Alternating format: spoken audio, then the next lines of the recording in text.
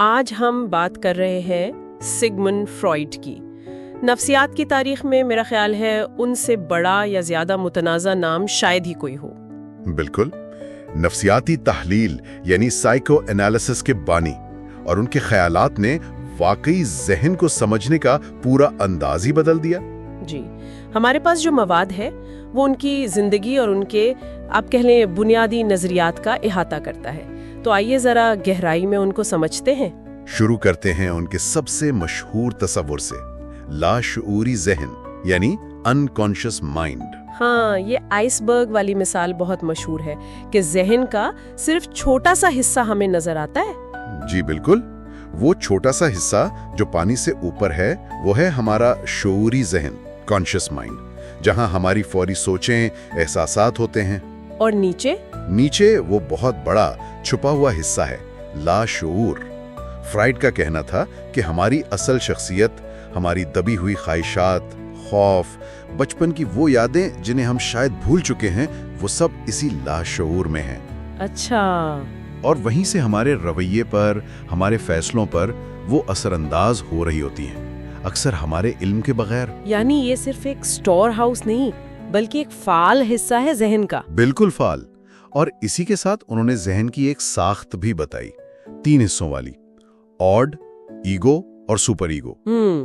یہ بھی بہت دلچسپ ہے۔ آڈ کیا ہے؟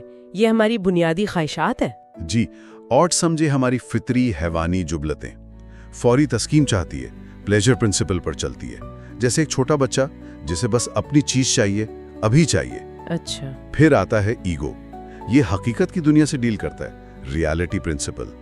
یہ آڈ کی خواہشات کو دیکھتا ہے، پھر باہر کی دنیا کو دیکھتا ہے اور کوشش کرتا ہے کہ کوئی درمیانی قابل عمل راستہ نکلے، ایک مینیجر کی طرح۔ ہاں، کہہ سکتے ہیں۔ اور پھر ہے سپر ایگو، یہ ہمارا ضمیر ہے، ہمارا اخلاقی کمپس، جو معاشرے کے اصول، والدین کی سکھائی باتیں، صحیح غلط کے تصورات سے بنتا ہے۔ اور یہ ہمیں غلط کام پر وہ شرمندگی یا گلٹ کا احساس دلاتا ہے۔ جی بالکل، اور صحیح کام پر فخر کا بھی۔ تو یہ تینوں، ایٹ کی خواہشیں، سپر ایگو کی پابندیاں اور ایگو کی کوشش کے بیچ بچاؤ کرائے، یہ مسلسل ایک کشمکش میں رہتے ہیں۔ یہ تو بڑی اندرونی جنگ چلتی رہتی ہے پھر۔ بالکل۔ فرائڈ کے مطابق ہماری شخصیت اور کئی نفسیاتی مسائل اسی کشمکش کا نتیجہ ہوتے ہیں۔ اور کبھی کبھی وہ جو ہم کہتے ہیں زبان پھسل گئی، فرائڈ نے اسے بھی اسی لاشعور سے جوڑا تھا نا، فرائڈین سلپ۔ ہاں، فرائڈین سلپ، جب کوئی ایسی بات منہ سے نکل جائے جو اصل میں ہماری چھپی ہوئی لاشعوری سوچ یا خواہش کو ظاہر کر دے۔ اور جب یہ لاشعوری خیالات یا یادیں بہت پریشان کن ہوں تو ایگو کیا کرتا ہے؟ تب ایگو ہمیں بچانے کے لیے کچھ دفاعی طریقے یعنی ڈیفنس میکینزمز استعمال کرتا ہے۔ جیسے ریپریشن، یعنی کسی تکلیف دہ یاد یا خواہش کو زبردستی دبا دینا، لاشعور میں دھکیل دینا تاکہ وہ ہمیں تنگ نہ کرے۔ یا جیسے ڈینائل، کسی حقیقت کو ماننے سے ہی انکار کر دینا۔ بالکل، ڈینائل بھی ایک عام ڈیفنس میکینزم ہے۔ یہ سب طریقے وقتی طور پر تو ہمیں پریشانی سے بچا لیتے ہیں، لیکن یہ مسئلے کو حل نہیں کرتے، اور کبھی کبھی یہ خود نئے مسائل پیدا کر دیتے ہیں۔ فرائڈ کی اپنی زندگی بھی کافی دلچسپ واقعات سے بھری تھی۔ وینا، طب کی تعلیم۔ جی، 1856 میں پیدائش، وینا میں میڈیسن پڑھی، نیورولوجی میں کام کیا۔ وہ پیرس میں ڈاکٹر شارکو کے ساتھ کام سے، خاص طور پر ہپنوسس پر ان کے کام سے بہت متاثر ہوئے۔ اور ڈاکٹر بریور کا ٹاکنگ کیور؟ ہاں، وہ بہت اہم تھا۔ ان کے ساتھی تھے ڈاکٹر جوزف بریور۔ ان کی ایک مریضہ تھی جسے تاریخ میں اینا او کے نام سے جانا جاتا ہے۔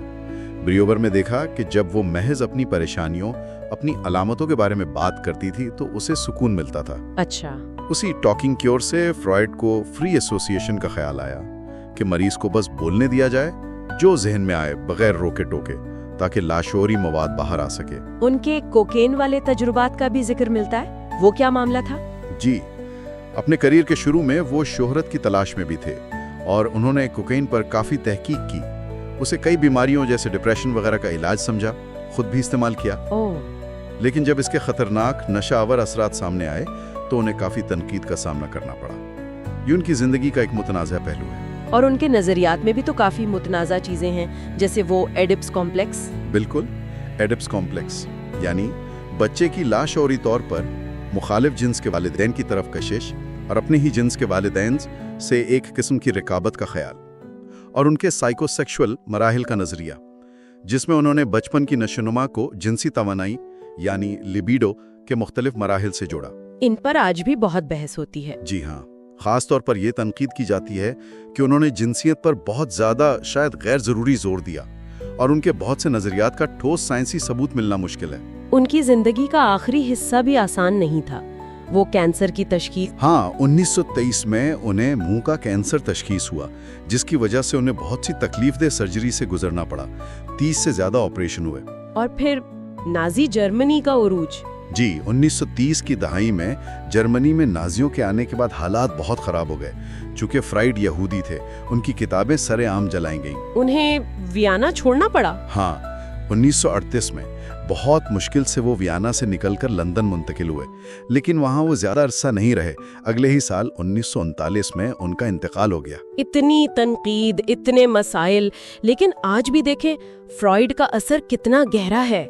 Ego, super ego, लाशऊर, Freudian slip, ये सब अल्फाज तो हमारी आम जुबान का हिस्सा हैं। बिल्कुल, उनका असर सिर्फ नफ्सियात पर ही नहीं, जहां उनके बाद आने वालों ने जैसे युंग, एडलर, हॉर्नी ने इनके काम को आगे बढ़ाया या उससे इख्तलाफ किया, बल्कि अदब, फिल्म, आर्ट, हत्ता कि हमारी रोजमर्रा की सोच पर भी उनकी छाप नजर आती है। उन्होंने हमें अपने अंदर देखने का एक नया जाविया दिया। जी, उन्होंने लाशऊर के दरवाजे खोले, ये बताया कि हमारे अंदर एक पूरी दुनिया है जिसे समझने की ज़रूरत है।